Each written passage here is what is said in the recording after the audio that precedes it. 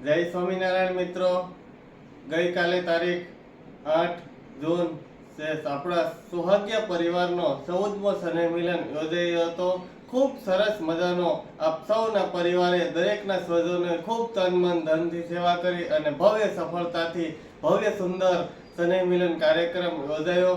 તો આ 14મા સ્નેહ મિલન કાર્યક્રમના દિલેરી દાતાશ્રીઓ, યુવા મિત્રોએ તન મન ધનથી સેવા કરી। એન્કર શ્રી, પ્રમુખ શ્રી, કમિટી મેમ્બર શ્રી, મંત્રી શ્રી, જે ભોજનના દાતાશ્રી, જે ફાર્મના દાતાશ્રી, શ્રાવણના દાતાશ્રી, બેનરના દાતા, ફોટોગ્રાફના દાતાશ્રીઓ સૌએ તન મન ધનથી સેવા કરી।